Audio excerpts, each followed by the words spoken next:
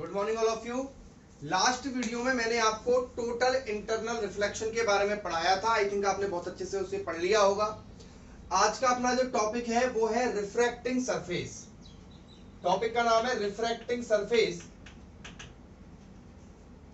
Refracting surface जो होती है वो क्या होती है भाई? रिफ्रैक्टिंग स्पेरिकल सरफेस ले लेते हैं। Refracting spherical surface. तो बच्चों रिफ्रैक्टिंग स्पेरिकल सरफेस जो होती है वो दो तरह की होती है। कितने तरह की होती है? टू टाइप्स की होती है। एक तो होती है कॉनकेव रिफ्रैक्टिंग सरफेस। अब आप समझना, ही थोड़ा सा नया टॉपिक है आपके लिए। कॉनकेव रिफ्रैक्टिंग सरफेस, ठीक है। एक होती है कॉन्वेक्स रिफ्रैक्टिंग सरफेस, ठीक है। तो कॉनकेव रिफ्रैक्टिंग सरफेस वो सरफेस तो एज इट इज ऐसे ही होती है। ये वाली जो है, अगर आप इधर वाली सरफेस की बात करेंगे ये ट्रांसपेरेंट है। अगर आप इधर वाली सरफेस की बात करेंगे तो इधर की तरफ से काम करेगी कॉनकेव की तरह। और अगर आप इधर वाली सरफेस के लिए बात करेंगे, इधर वाली के लिए, तो ये बात करेगी कॉन्वेक्स स्पेरिकल सरफेस के लिए। क्लियर है? तो अपन अब बात करेंगे कॉन्वेक्स स्पेरिकल सरफेस की। आज अपन डेरिवेशन करेंगे कॉन्वेक्स स्पेरिकल सरफेस की। एक्चुअल में क्या है, मैं आपको बता दूं ये सारी चीज क्या है। कि देखिए, जब आपके पास ये कॉन्वेक्स रिफ्रैक्टिंग सरफेस है, ठीक है ना, ये इधर वाली सरफेस है वो क्या है? Convex refracting surface. अब आप एक दूसरी सरफेस लो, अब इन दोनों को मिला दो। ऐसे मिला दिया आपने ऐसे करके, तो ये इधर भी कॉन्वेक्स रिफ्रैक्टिंग सरफेस, इधर भी कॉन्वेक्स रिफ्रैक्टिंग सरफेस। तो ये बन जाता है फिर लेंस। क्या बन जाता है? लेंस बन जाता है। यानी कि दो रिफ्रैक्टिंग सरफेस से मिलकर बनता है लेंस। समझिए बात को, दो रिफ्रैक्टिंग सरफेस से मिलकर क्या बनता है? लेंस बनता है। लेकिन अभी हम लेंस से पहले यहां पर केवल रिफ्रैक्टिंग सरफेस की बात करेंगे। तो चलिए बात करते हैं रिफ्रैक्टिंग सरफेस के बारे में। तो अगला अपना टॉपिक है कॉन्वेक्स स्पेरिकल सरफेस। देखिए मैं आपको बता दूं, मिरर आप पढ़ चुके हैं, लेंस पढ़ेंगे अपन अभी। लेंस बनता है स्पेरिकल सरफेस से, ठीक है। जैसे दो कॉन्वेक्स स्पेरिकल सरफेस ले ली तो उनसे बन जाएगा कॉन्वेक्स लेंस।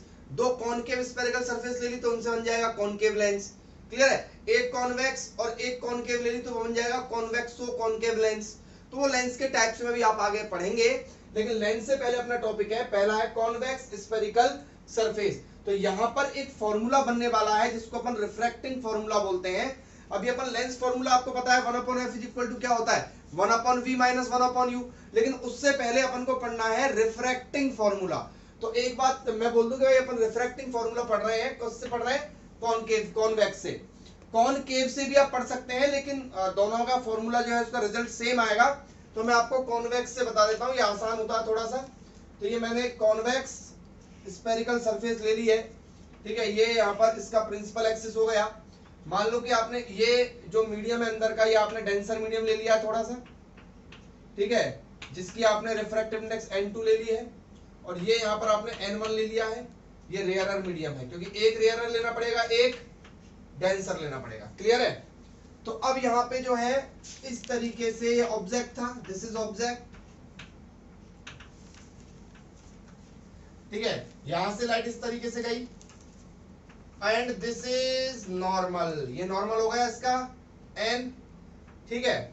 और ये जो है इस तरीके से लाइट जो है इमेज बन जाएगी, यहां पे आई। क्लियर है? ये नॉर्मल है और ये लाइट ऐसे गई, यहां पे बेंट हुई और बेंट होकर यहां पर इसकी इमेज बन जाएगी, इस तरीके से आई। इसको मैं ले लेता हूं अल्फा, इसको मैं ले लेता हूं बीटा और इसको मैं ले लेता हूं गामा। क्लियर है? मैंने तीन एंगल ले लिए हैं, अल्फा ले लिया है, बीटा ले लिया है, गामा ले लिया है। अब आपको पता होना चाहिए ये एंगल क्या होगा? Small I, because angle of incidence होगा। ये रिफ्रैक्टिंग रे है और ये नॉर्मल के साथ एंगल ये होगा स्मॉल आर, ठीक है बच्चों। अब यहां पे मैं क्या करता हूं, एक इस तरीके से डाल देता हूं, इसको m ले लेता हूं, इसको n ले लेता हूं, mn, ठीक है। ये o हो गया, ये i हो गया, और इसको नाम दे देते हैं क्या? इसको p नाम दे देते हैं, ठीक है। अच्छा, ये जो चीज है ये क्या हो गई? u हो गई, ऑब्जेक्ट डिस्टेंस, ठीक है। यहां से यहां तक ये हो गई आपकी v, इमेज डिस्टेंस, ठीक है। चलिए अब आगे बात करते हैं अपनी, इसको डेरिवेशन को करते हैं। आप एक बार इसको देख लीजिए ढंग से तरीके से। चलिए साहब, इसके बाद अब मैं बात करता हूं कि भाई यहां पर मैं लगाऊंगा Snell law, from Snell's law. Snell का जो नियम है वो क्या है, sine i upon sine r, sine i upon sine r बराबर n2 अपॉन n1, यही होता है।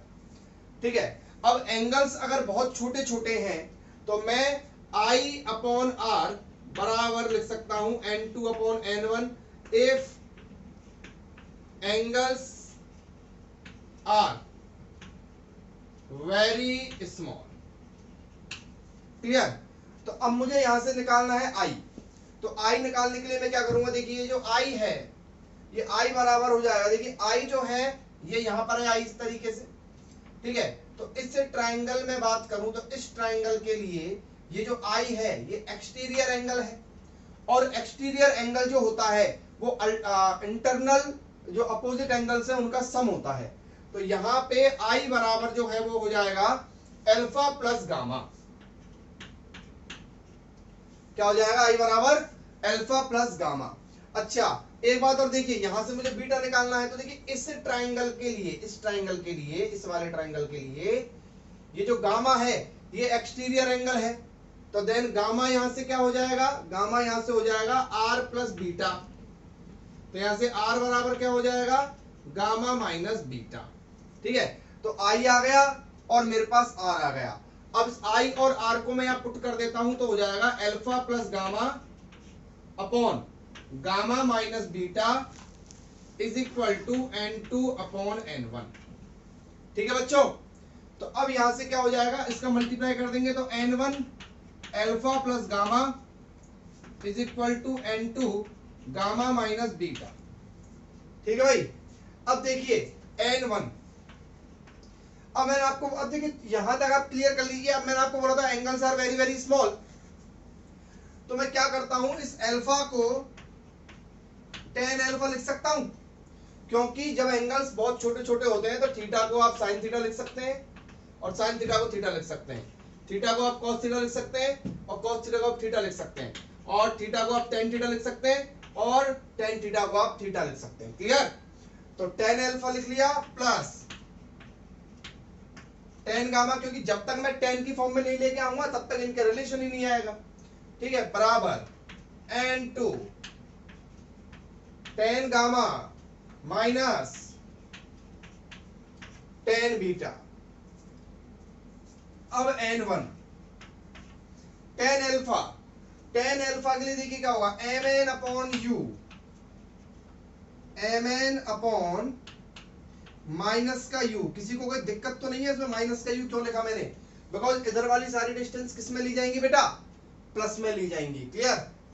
माइनस में ली जाएंगी और इधर वाली डिस्टेंस प्लस में ले जाएंगे। tan गामा, tan गामा ये रहा, तो tan गामा के लिए क्या लेंगे, mn अपॉन ये यहां से यहां तक का पूरा डिस्टेंस। तो देखिए mn अपॉन आप ये जो लोगे tan गामा अपन ने जो लिया है यहां से यहां तक ये डिस्टेंस जो होगी इसको अपन रेडियस ऑफ कर्वेचर बोलेंगे, क्योंकि उसका रीजन क्या है कि जब ये नॉर्मल आएगा तो स्फेरिकल सरफेस का जो नॉर्मल होता है वो उसके सेंटर से जाता है, यानी कि ये यहाँ पर सेंटर ऑफ कर्वेचर होगा, और सेंटर ऑफ कर्वेचर तक की डिस्टेंस क्या होती है, r होती है। तो tan गामा क्या हो जाएगा, mn अपॉन r बराबर n2 tan gamma mn upon r और minus tan beta, tan beta ये रहा तो mn अपॉन v। ठीक है, तो mn mn mn mn common लेकर यहां से कट जाएगा। मैं डायग्राम मिटा देता हूं, ठीक है, आप लोग बना लेना इस डायग्राम को। तो n1 बचेगा क्या, माइनस का 1 upon u plus 1 upon r बराबर n2 1 upon r minus 1 upon v. ठीक है बच्चों, तो ये हो जाएगा माइनस का 1 अपॉन माइनस का n1 upon u plus n1 upon r बराबर n2 अपॉन आर माइनस का n2 अपॉन v। क्या पढ़ रहे हैं अपन, रिफ्रैक्टिंग सरफेस वाला फॉर्मूला। तो अब आर वालों को एक जगह ले लो, तो इसको इधर लाओ, तो ये हो जाएगा n2 upon v minus n1 upon u बराबर n2 upon r minus n1 upon r। तो ये हो जाएगा n2 upon v minus n1 upon you, और यहां से n2 minus n1 upon r, और ये फॉर्मूला बनता है अपना कौन सा, रिफ्रैक्टिंग सरफेस का फॉर्मूला। आपको कभी भी रिफ्रैक्टिंग सरफेस से रिलेटेड कोई भी क्वेश्चन आ जाता है तो आप इस फॉर्मूले को लगा लीजिए, या फिर ज्यादातर तो देखा गया है कि ये जो फॉर्मूला होता है ड्राइव करने के लिए बहुत बार सीबीएसई एग्जाम्स के अंदर और आरबीएससी एग्जाम्स के अंदर आया है कि n2 upon v minus n1 upon u is equal to n2 minus n1 upon r। Refractive surface के लिए इसको प्रूव कीजिए। चलिए इसके बाद नेक्स्ट अपन स्टार्ट करते हैं अगला टॉपिक अपना लाइट। चलिए क्वेश्चन ले लेते हैं। थोड़ा सा आपको क्या है कि जो आपने अभी फॉर्मूला पढ़ा है उसका यूज कैसे होगा वो आपको पता लग जाएगा। Light from a point source in air falls on a convex spherical glass surface. क्या दे दिया आपको, कॉन्वेक्स स्फेरिकल, लेंस तो नहीं दिया ना मिरर दिया, क्या दिया, कॉन्वेक्स स्फेरिकल ग्लास सरफेस। उसकी रिफ्रैक्टिव इंडेक्स आपको 1.5 दी है और रेडियस ऑफ कर्वेचर 20 सेंटीमीटर दी है। The distance of the light source from the glass surface is 100 centimeter। ठीक है, the distance of light source, तो यानी कि u आपको दे दिया है माइनस का 100 सेंटीमीटर, ठीक है, और आपको जो रेडियस ऑफ कर्वेचर है वो लेनी है प्लस का 20 सेंटीमीटर। क्यों, क्योंकि कॉन्वेक्स इस तरीके से है, आपने u इधर रखा है 100, ठीक है, तो इसकी रेडियस ऑफ कर्वेचर इधर होगी। लेकिन हाँ, अगर ये कॉन्वेक्स की जगह क्या होता, कॉनकेव होता, तो u तो माइनस 100 ही आता, पर लेकिन r जो है वो किस में आती, माइनस के अंदर आ जाती। ठीक है भाई, तो रिफ्रैक्टिव इंडेक्स उसकी दे रखी है n2 1.5, और दूसरी अपन एयर लेंगे 1, ठीक है, डिस्टेंस ऑफ द v निकालना है आपको। ठीक है बच्चों, तो वी नो दैट कि n2 upon v minus n1 upon u is equal to n2 minus n1 upon r। सब कुछ है आपके पास, रख दीजिए। n2 कितना 1.5, v निकालना है, माइनस n1 1 अपॉन माइनस का 100, तो ये प्लस हो जाएगा, बराबर n2 1.5 माइनस 1 अपॉन ये हो जाएगा 20, तो ये हो जाएगा 1.5 अपॉन v प्लस 1 अपॉन 100, तो इसको उधर ले जाएंगे अपन, ये बचेगा 0.5 अपॉन 20 माइनस का 1 अपॉन 100, ठीक है, ये हो जाएगा 1.5 अपॉन v, ये हो जाएगा आपका 5 अपॉन 200, 5 हटा के मैंने पॉइंट हटा के 0 लगा दिया, माइनस 1 अपॉन 100, तो 1.5 अपॉन v, एलसीएम 200, 5 माइनस 2, तो ये हो जाएगा आपका 3 अपॉन 200, तो v इज इक्वल टू क्या हो जाएगा बोलो, v इज इक्वल टू हो जाएगा 200 इंटू 1.5 अपॉन 3, पॉइंट हटा दो, 1 0 हटा दो, 3 पंजे 15, 5 दूनी 10, यानी कि 100 सेंटीमीटर। इनका आंसर कितना आ जाएगा, 100 सेंटीमीटर आंसर आ जाएगा। इमेज डिस्टेंस जो है उस स्फेरिकल, तो सबसे सीखने वाली बात पता है इसमें क्या है, सबसे सीखने वाली बात इसमें यह है कि आपको स्फेरिकल ग्लास सरफेस, ना मिरर है तो ना तो मिरर फॉर्मूला लगेगा, ना लेंस है तो ना लेंस फॉर्मूला लगेगा, तो आप अपने दिमाग के अंदर अब एक नया फॉर्मूला और बिठा लीजिए, और वो क्या है, वो है स्फेरिकल ग्लास सरफेस का फॉर्मूला। और कॉन्वेक्स स्फेरिकल ग्लास सरफेस हो चाहे कॉनकेव स्फेरिकल ग्लास सरफेस हो, आपको केवल और केवल रेडियस ऑफ कर्वेचर के साइन में डिफरेंस रखना है, बाकी का फॉर्मूला सेम रहेगा। n2 upon v minus n1 upon u is equal to n2 minus n1 upon r। चलिए आगे बात करते हैं अपन नेक्स्ट और, ठीक है, लेंस। लेंस अपना नेक्स्ट टॉपिक है। ठीक है, अब लेंस की डेफिनेशन क्या हो गई, एक होमोजीनियस, होमोजीनियस का मतलब वो सब तरह से सेम, सब जगह से बराबर, homogeneous transparent medium which is enclosed by two refracting spherical surface। समझ गए बात को, यानी, और लेंस कितने तरह के होते हैं, मैं इस पे ज्यादा टाइम वेस्ट नहीं करूंगा क्योंकि 10th में पढ़ा हुआ है अपन ने। एक तो होता है कॉन्वेक्स लेंस, क्या होता है कॉन्वेक्स लेंस। अब कॉन्वेक्स लेंस में होते हैं 3, पहला ले लेते हैं अपन, देखिए इस तरह का, ये जो है इसको बोलते हैं अपन, देखो इधर से भी कॉन्वेक्स है उधर से भी कॉन्वेक्स है, इसलिए इसको बोलते हैं डबल कॉन्वेक्स। कौन सा लेंस है, डबल कॉन्वेक्स लेंस। या बाई कॉन्वेक्स लेंस भी बोलते हैं। दूसरा अपन ले लेते हैं, देखिए इधर से कॉन्वेक्स ले लो और इधर से जो है वो प्लेन ले लो, ऐसे। तो ये इधर से क्या हो गया, इधर से तो ये हो गया कॉन्वेक्स और इधर से हो गया ये प्लेन, तो इसको बोलते हैं प्लेनो, प्लेनो कॉन्वेक्स। क्या बोलते हैं, प्लेनो कॉन्वेक्स लेंस। एक ये ले लो और ऐसे इसको ले लो, ऐसे करके। तो देखो इधर से तो क्या हो गया, ये इधर से तो कॉन्वेक्स हो गया और इधर से हो गया ये कॉनकेव, ठीक है। तो इसको बोलते हैं कॉनकेवो कॉन्वेक्स लेंस। तो ये तीन तरह के लेंस होते हैं कॉन्वेक्स में। दूसरा अपन टाइप ले लेते हैं कौन सा, सेकंड अपना टाइप ले लेते हैं कॉनकेव का। यह आपने सब कुछ पढ़ा हुआ है 10th क्लास में, काफी अच्छी तरीके से डिटेल में था ये, और इसी पे बात कर रहे थे 10th क्लास के अंदर, तो इसलिए अपन ज्यादा टाइम वेस्ट नहीं करेंगे। कॉनकेव क्या होता है, इस तरीके से, क्योंकि इसमें इधर से भी कॉनकेव और इधर से भी कॉन्वेक्स, तो ये हो गया वही डबल कॉनकेव, ठीक है। क्या होगा, डबल कॉनकेव। दूसरा अगर अपन लेते हैं तो देखिए एक तरफ से कॉनकेव ले लो, ठीक है, और उसके जस्ट पीछे ले लो आप अपना क्या, प्लेन। तो क्या हो जाएगा, इधर से प्लेन हो गया तो उसको बोलेंगे प्लेनो कॉनकेव, ठीक है। एंड द थर्ड इज, इधर से तो हो गया कॉन्वेक्स कॉनकेव और इधर से ले लो आप अपना कॉन्वेक्स, तो क्या हो गया, इसका नाम देंगे अपन कॉन्वेक्सो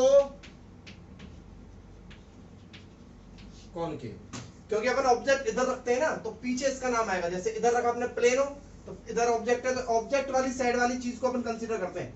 इधर देखिए जिधर ऑब्जेक्ट रखेंगे उधर तीनों में क्या है, कॉन्वेक्स है। इसमें जिधर ऑब्जेक्ट रखेंगे उसमें तीनों पे क्या है, कॉनकेव है, क्लियर। तो इस तरीके से टोटल लेंस के जो टाइप्स है वो मेरी तरफ से आपको 6 मिलेंगे। चलिए इसके बाद अपन नेक्स्ट बात करेंगे कि लेंस के अंदर जो है वो कौन कौन सी चीजें होती हैं। देखिए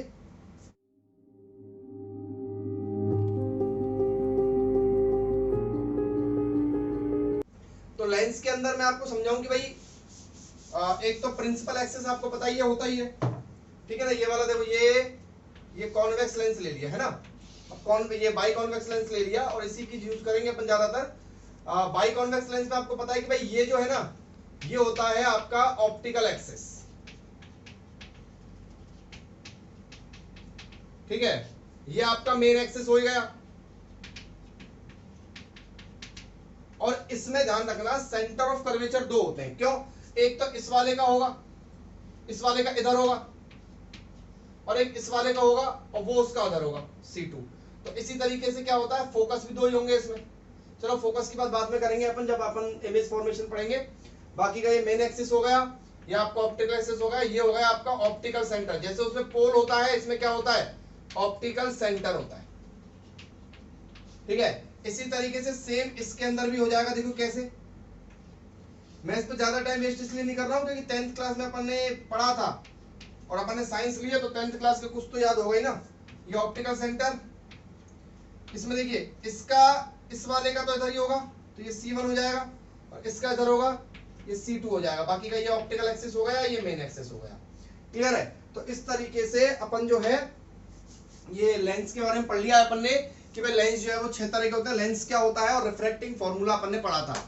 अब देखिए, अब अपन इमेज फॉर्मेशन तक पहुंचने से पहले कुछ एक चीज आपको मैं और समझाना चाहूंगा, जिसका टॉपिक है lens maker formula, not lens formula.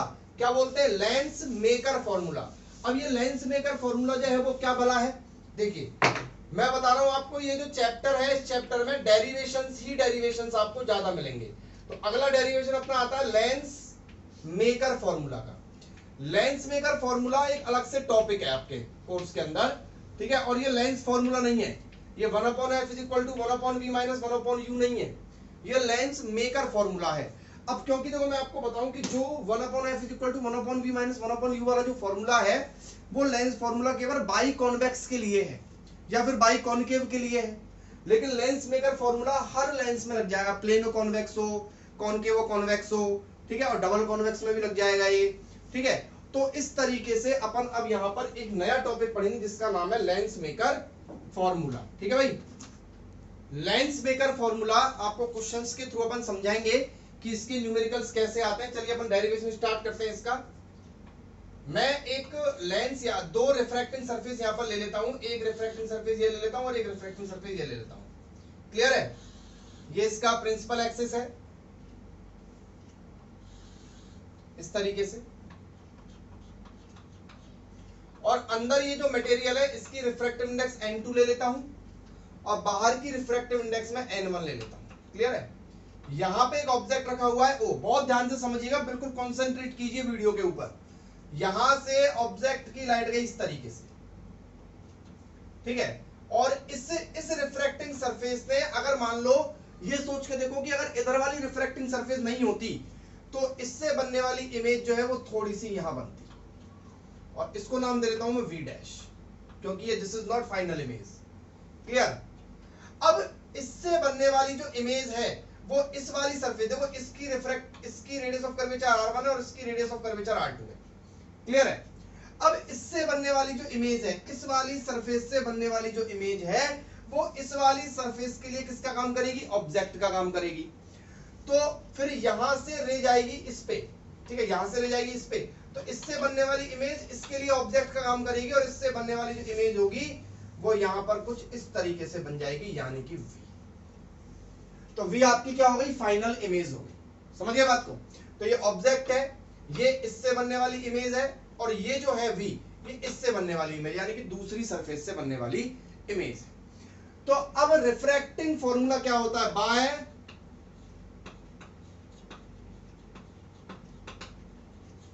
Refracting formula. अब रिफ्रैक्टिंग फॉर्मूला क्या होता है बच्चों? रिफ्रैक्टिंग फॉर्मूला होता है n2 upon V minus n1 upon U is equal to n2 minus n1 upon R। ये होता है, ठीक है, n2 upon V minus n1 upon U is equal to n2 minus n1 upon R। अब इसमें आपको मैं थोड़ी सी एक चीज और समझा दूं कि यहां पर ये जो n2 है, मैं थोड़ा हिंदी में लिख रहा हूं आपको समझने के लिए थोड़ा सा जरूरी है। n2 जो है वो है कि जहां लाइट गई उस वाले मीडियम की रिफ्रैक्टिव इंडेक्स है। ठीक है, n1 क्या है? जहां से लाइट गई। देखो ये सबसे इंपॉर्टेंट बात है, फॉर्मूले बच्चों को याद हो जाते हैं, यही नहीं पता कि साहब n1 n2 है क्या। ठीक है, v जो है वो इमेज है, इमेज डिस्टेंस, और u क्या है? Object distance. अब आप इन सारी चीजों का, और r क्या है? Radius of curvature. अब आप इन सारी चीजों का ध्यान रखते हुए इस डेरिवेशन को करिएगा, बहुत इंपॉर्टेंट है। तो मैं सबसे पहले बात कर रहा हूं by refracting surface, by refracting surface first, refracting surface first. देखिए आप समझिए बात को, ये यहां पर ये ऑब्जेक्ट है तो ये u हो गया, ठीक है, ये i ले लो, i dash, sorry i dash, और ये i, यहां से यहां तक ये v डैश हो लेते हैं, और यहां से यहां तक ये v हो जाएगा। हुआ क्या है मैं आपको वापस बता दूं, ये ऑब्जेक्ट है, इस वाली सरफेस ने इमेज बनाई ये वाली, फिर ये वाली जो इमेज है इस वाली सरफेस के लिए काम करेगी ऑब्जेक्ट का, और ऑब्जेक्ट का काम करेगी तो इस वाली सरफेस से बनने वाली फाइनल इमेज जो हो जाएगी वो क्या हो जाएगी? आई हो जाएगी। तो सबसे पहले मैं बात कर रहा हूं रिफ्रैक्टिंग सरफेस फर्स्ट की। तो रिफ्रैक्टिंग सरफेस जो फर्स्ट है उसके लिए रेडियस ऑफ कर्वेचर इधर होगी, होगी नहीं होगी? क्योंकि ऐसे है ये, तो इसके लिए रेडियस ऑफ कर्वेचर इधर होगी, r इसका c जो होगा वो इधर होगा, यानी कि रेडियस ऑफ कर्वेचर किधर होगी? r1 इधर होगी, इधर, इसका मतलब क्या आएगी? ये पॉजिटिव आएगी। ठीक है, तो चलिए बात करते हैं सबसे पहले कि बाय रिफ्रैक्टिंग सरफेस फर्स्ट, बाहर का n1 है, अंदर n2 है, लाइट गई है n1 से n2 में। ठीक है, तो बात वही है, लाइट जहां लाइट गई तो वो है n2। फाइनल इमेज कहां बनी? इमेज डिस्टेंस कितनी है फाइनल इमेज की? v dash. समझ में आई बात? माइनस कहां से गई थी? n1 से, वहां पर ऑब्जेक्ट डिस्टेंस क्या थी? u थी। Clear? Is equal to n2 minus n1 upon r1, जो प्लस में आएगा। ठीक है, इसको अपन नाम दे देंगे इक्वेशन नंबर 1। ठीक है, अब बात करते हैं बाय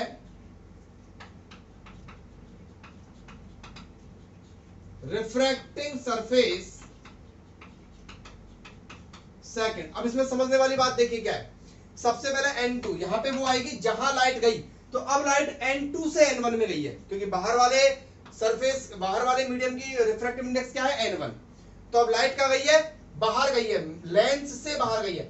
सेकंड वाले में क्या हो रहा है, इस वाली सरफेस के लिए ऑब्जेक्ट अंदर है और इमेज बाहर है, यानी कि कहने का मतलब ये हुआ कि अब लाइट गई है n2 से n1 में, तो लाइट जहां गई है, लाइट गई है n1 में, माई अपॉन में फाइनल इमेज की, इमेज क्या बनी, इस वाली सरफेस की इमेज क्या है, ये v, ठीक है, माइनस कहां से गई लाइट, n2 से। समझना बात को, कहां से गई लाइट, n2 से गई, और ऑब्जेक्ट क्या है, इसके लिए ऑब्जेक्ट का v डैश, बोलो क्लियर है, क्या था, v डैश। इस वाली सरफेस के लिए ऑब्जेक्ट u नहीं था, इस वाली सरफेस के लिए इससे, इस पहली वाली सरफेस से बनने वाली जो इमेज थी वो इसके लिए ऑब्जेक्ट का काम कर रही थी, is equal to n2 minus n1 है, तो यहां हो जाएगा n1 minus n2 2 upon r2, ये होगा इक्वेशन नंबर सेकंड, क्लियर। तो अब देखिए इन दोनों को मैं क्या कर देता हूं, equation number add equation first and second, दोनों इक्वेशंस को क्या कर देता हूं बच्चों में, ऐड कर देता हूं। तो ऐड करेंगे, देखना क्या होगा, n2 अपॉन v डैश और n2 अपॉन v डैश तो कट जाएगा, यहां बचेगा n1 अपॉन v और माइनस का n1 upon u, clear, is equal to, उधर देखिए n2 minus n1 upon r1 plus n1 minus n2 upon r2, ठीक है बच्चों। तो यहां से मैं इसको क्या लिख सकता हूं, देखो यहां पे मैं माइनस कॉमन ले लूं तो यहां पे क्या लिख सकता हूं, n2 माइनस n1, तो ये हो जाएगा n1 common 1 upon v minus 1 upon u is equal to n2 minus n1 common, यहां से बचा 1 upon r1 minus 1 upon r2, ठीक है।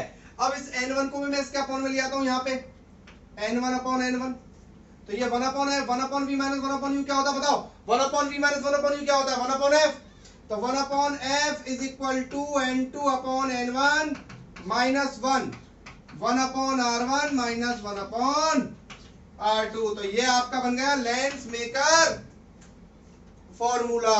लेंस मेकर फॉर्मूला क्या हो गया, 1 upon f is equal to n2 upon n1 minus 1 1 upon r1 minus 1 upon r2, और r1 r2 की जो साइन है वो आपको आपके हिसाब से लेने कि भाई कैसे, अगर इधर है तो r1 इधर पॉजिटिव है, इधर है तो r2 इधर नेगेटिव है, मतलब नेगेटिव पॉजिटिव देख के आपको साइन ले लेने। चलिए अपन एक फॉर्मूला क्वेश्चन करते हैं इसका। चलिए क्वेश्चन है अपना, the radii of curvature of a double convex lens. तो समझिए क्या दे रखा है, double convex lens.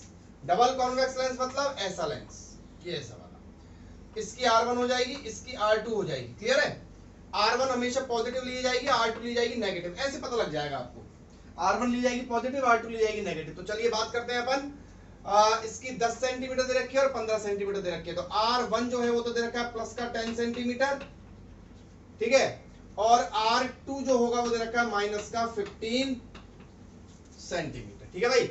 It's focal length is 12 centimetre, तो F is equal to 12 centimetre इसकी दे रखी है।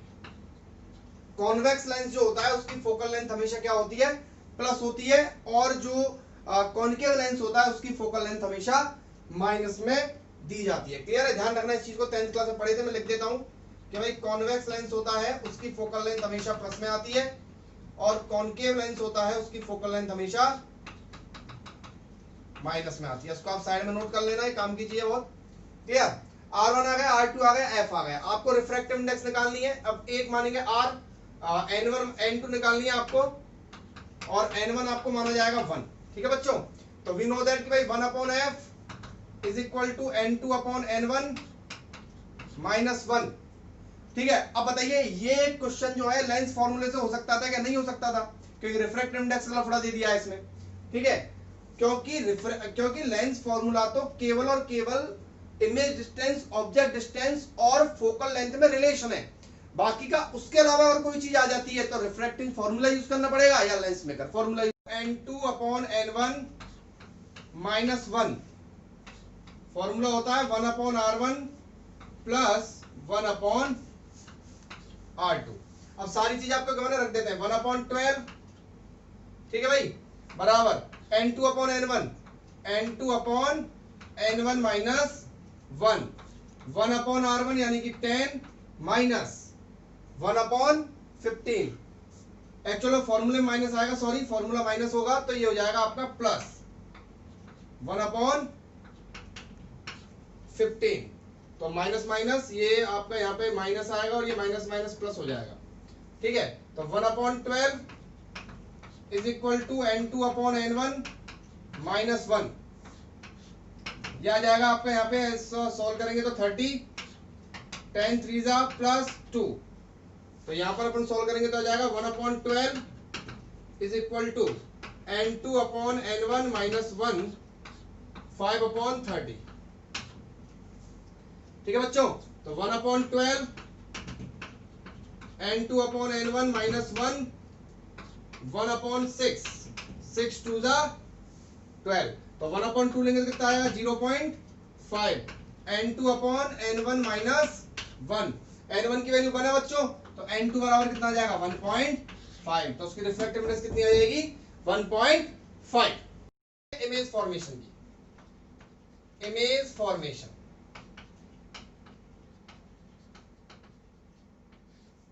Image formation by lenses 10th class में बहुत अच्छे से पढ़ा था, इसमें वो डायग्राम्स आएंगे वापस अपने, ठीक है।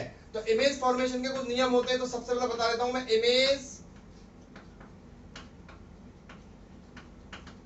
Formation loss.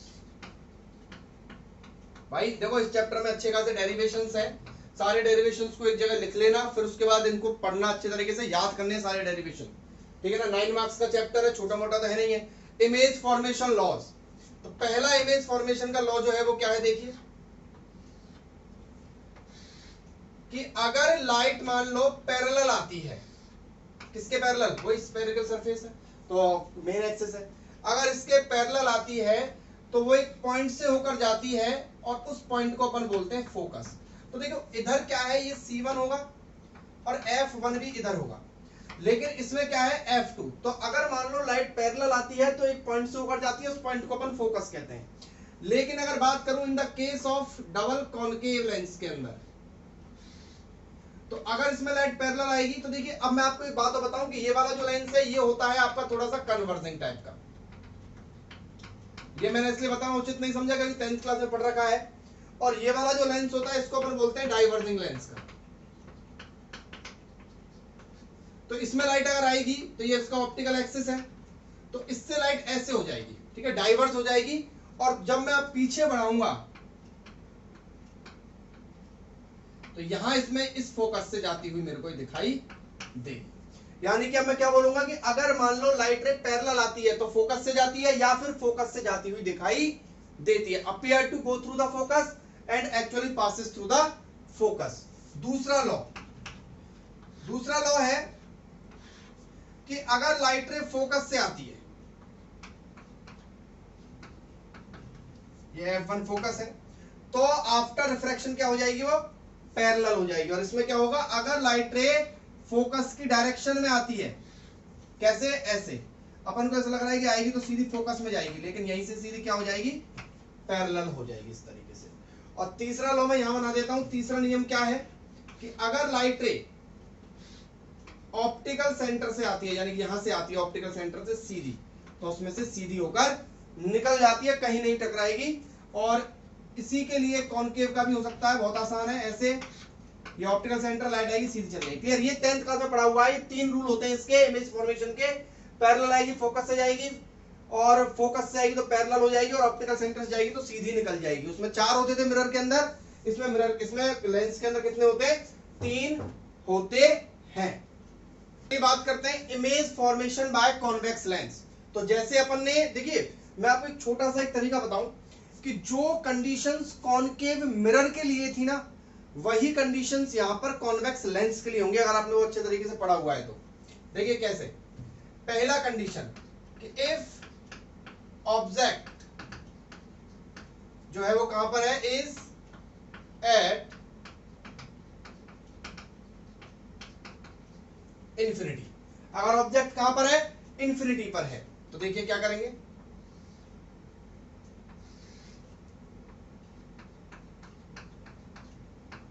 ओ है, ठीक है।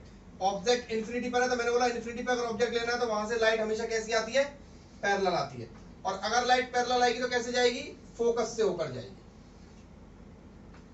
और देखो अब समझिए आप, डायरेक्ट लाइट जो है एक्चुअल मीट करिए, एक्चुअल मीट करिए तो ऑब्जेक्ट इमेज कैसी बनेगी, रियल, रियल इमेज बनेगी, स्मॉल होगी, एट फोकस होगी और इन्वर्टेड होगी। रियल इमेज हमेशा क्या होती है, इन्वर्टेड होती है। दूसरा केस कि if object is at between infinity and centre of curvature, यहां पर सेंटर ऑफ कर्वेचर है, अब इसके बीच में रख देते हैं अपन,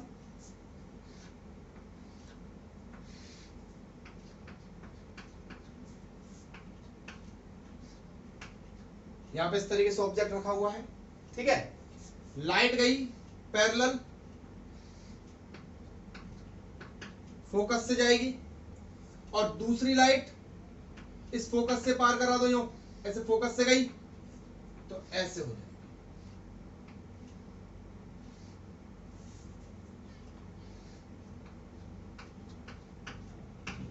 तो ऑब्जेक्ट की जो इमेज है वो कहां बनेगी, F1 और F2, F1 और C1 के बीच में, यानी कि between F1 and C1। Real होगी, इन्वर्टेड होगी और स्मॉल होगी, ठीक है। इस तरीके से इमेज बन जाएगी। थर्ड केस, अगर ऑब्जेक्ट को रख दिया जाए एट सेंटर ऑफ कर्वेचर, तो आपको पता होना चाहिए कि अगर सेंटर ऑफ कर्वेचर पर रखते हैं तो इमेज सेंटर ऑफ कर्वेचर पर ही बनती है।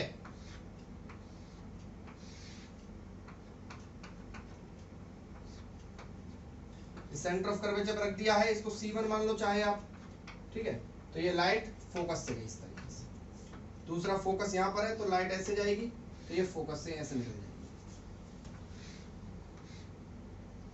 इमेज बनेगी यहां, और ये सेंटर ऑफ कर्वेचर ही होगा।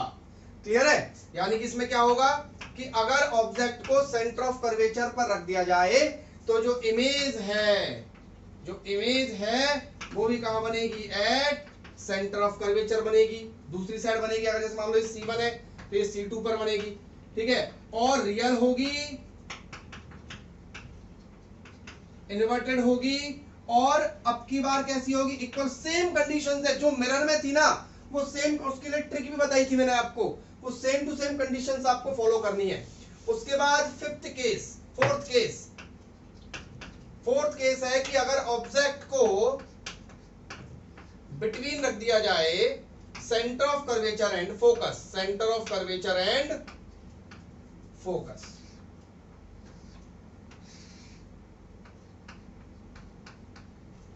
यहां रख दिया सेंटर ऑफ कर्वेचर और ये फोकस के बीच, तो लाइट गई पैरेलल, फोकस से निकलेगी, ठीक है। दूसरी बार अपन कहां से निकाल देंगे इसको, फोकस से निकाल देंगे, तो ऐसे जाएगी सीधी। तो अब की बार ये सेंटर ऑफ कर्वेचर यहीं रह जाएगा और लाइट बनेगी, इमेज बनेगी सेंटर ऑफ कर्वेचर की दूसरी साइड में, ठीक है। यानी कि अब की बार जो इमेज है मैं इसको मिटा देता हूं, यानी कि अब की बार जो इमेज है वो इमेज बनेगी between centre of curvature and infinity, ठीक है बच्चों। और कैसी बनेगी, रियल, इन्वर्टेड। जिस बच्चे को ये सारी चीजें याद ना हो वो मिरर के इमेज की फॉर्मेशन जो मैंने आपको सिखाई थी वहां जाके उस ट्रिक को देखे, जिससे आपको ये चीजें याद हो जाए, क्योंकि न्यूमेरिकल्स के अंदर ये चीजें बहुत काम आती हैं, ठीक है। फिफ्थ कंडीशन में यहां लिख देता हूं, फिफ्थ कंडीशन क्या होगी कि अगर ऑब्जेक्ट को कहां रख दो आप, एट फोकस,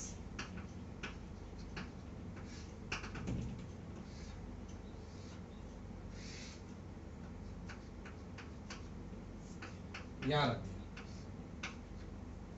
ये लाइट गई इस तरीके से, ठीक है।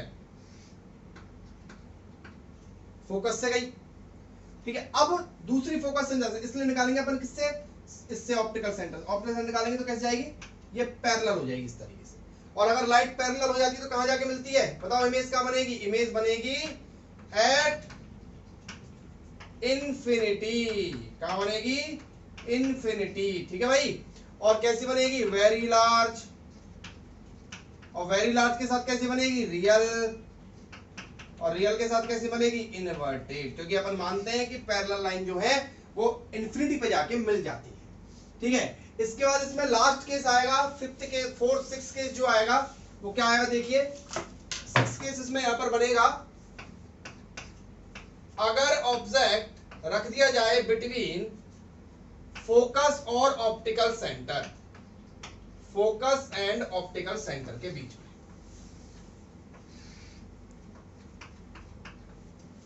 यहां रख दिया है, ये फोकस है।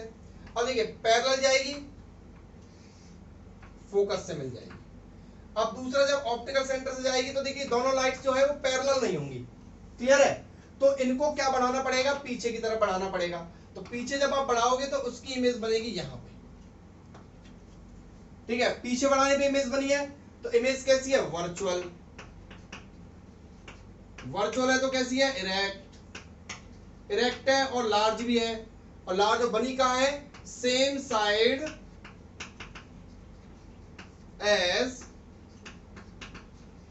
ऑब्जेक्ट। तो आपने क्या देखा यहां पर, आपने क्या देखा कि जितने भी कॉन्वेक्स लेंस से मैंने इमेज बनाई थी वो सारी की सारी इमेज जो है जिधर ऑब्जेक्ट था उसके अपोजिट साइड में बनी थी। तो यानी कि ध्यान रखना, देखो मिरर वाले केस में क्या होता है, जिधर ऑब्जेक्ट होता है और उधर ही इमेज बन जाती है तो रियल होती है। लेकिन इसमें क्या होता है, जिधर ऑब्जेक्ट होता है उधर ही इमेज बन जाती है तो वर्चुअल होती है। बस इतना सा अंतर है, बाकी का कॉन्वेक्स लेंस और कॉनकेव मिरर के जितने भी इमेज फॉर्मेशन के कैरेक्टरिस्टिक्स थे वो सारे के सारे बराबर हैं कि ऑब्जेक्ट को कहां रखोगे और इमेज उसकी कहां बनेगी, क्लियर। चलिए अपन नेक्स्ट ले लेते हैं कि image formation by concave lens. तो पहला केस होगा कि अगर ऑब्जेक्ट को रख दिया जाए, ऑब्जेक्ट इज एट इंफिनिटी, पहला केस। तो देखिए इसमें मैं इस तरीके से कॉनकेव लेंस बना देता हूं, ठीक है। ये O है, ये ऑप्टिकल एक्सिस है इसका, ठीक है। ऑब्जेक्ट कहां रखा हुआ है, इंफिनिटी। पैरेलल आई डाइवर्ज हो जाएगी तो पीछे बढ़ाने पर कहां मिलेगी, यहां फोकस पे, ठीक है।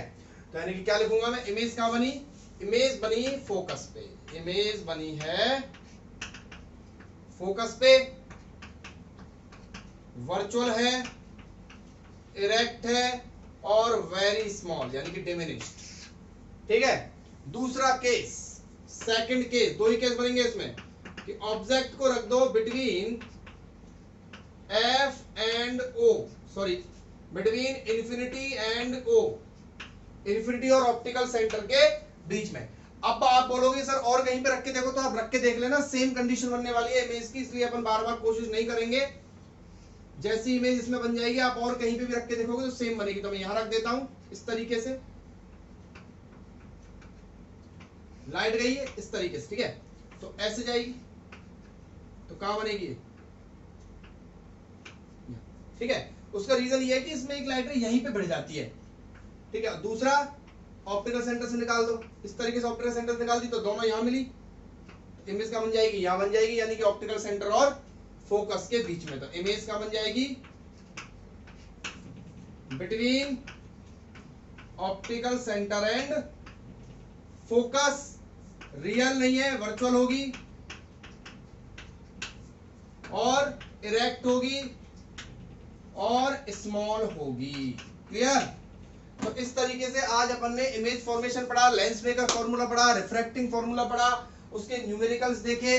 नेक्स्ट अपना जो लेक्चर होने वाला है वो बहुत इंपॉर्टेंट होने वाला है, जिसमें अपन लेंस फॉर्मूला पढ़ेंगे, यानी कि 1/f = 1/v - 1/u, और उससे रिलेटेड क्वेश्चंस करेंगे। और उसके बाद अपना टॉपिक आएगा डिस्पर्जन एंड स्कैटरिंग, यानी कि प्रिज्म के बारे में पढ़ेंगे। तब तक के लिए जितने भी डेरिवेशंस आपको अब तक करवाए गए हैं उनको अच्छी तरह से रिवाइज कर लो, अच्छी तरह से पढ़ लो, क्योंकि आगे अभी और भी बहुत सारे डेरिवेशंस उसके आने वाले हैं। Thank you.